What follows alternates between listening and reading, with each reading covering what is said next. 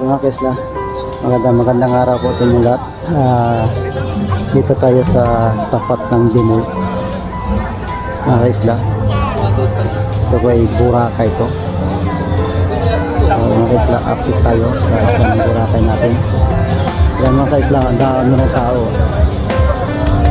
So halos lahat lokal. Naghihintay ng sunset mga kaisla.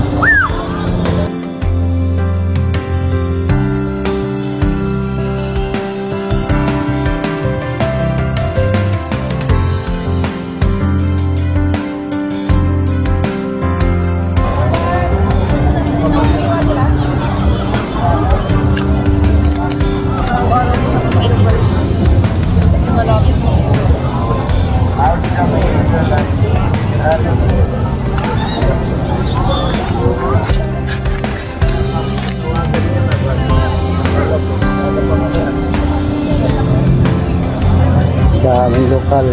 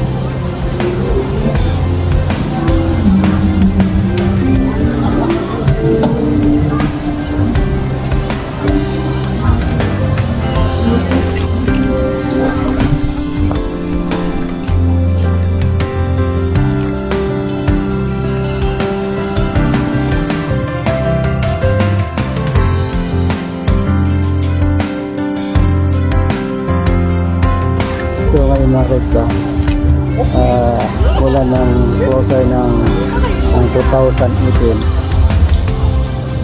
i-close ng national yung Boracay. Tapos pag-open ng Boracay ulit, yung beach bed binawal na. So ngayon mga kaisla, so pangatlong araw na to na mayroon beach bed. So yun, natutuwa naman may mga turista natin na mayroon na beach bed. So nakaka-relax yung mga turista natin. Kasi talagang mula ng na-close na in-open, talagang bawal yung kumakain dito sa White Beach, bawal yung upuan, bawal yung beach bed, bawal yung payong, saka bawal din ang picnic dito na kumakain. So ngayon mga kaisla, allow din yung beach bed natin saka yung payong. So yun, so lahat ng turista din na galing sa hotel ng Hinglan, so mayroon ng mga beach bed. So natutuwa rin sila na mayroon na nag-relax na nakakahiga na sa bed.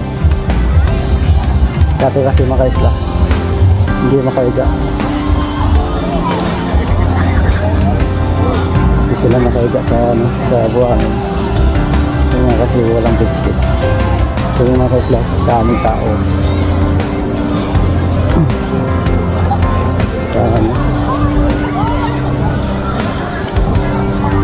Pa-summer na kasi mga kaisla, kaya halos Pinoy na bakasyon dito sa isla. Pag parating ng sunset na kaisla, yung mga taong Pinoy na mga turista natin, kasi sila parang nasilan din sa init. Hindi naman lahat. Kasi pag alas 4 kasi, alas 4 medyo mainit pa. Pag alas 5, yun, labasan sila. Pag alas 12, wala ganong daming tao na lumalabas na naliligo yung mga Pinoy. Hindi naman lahat na Pinoy. So karamihan talaga mga European naliligo na matirik yung araw. Eh mga guys, ang ganda na tingnan. Kasi mayroon ng mga beach gate.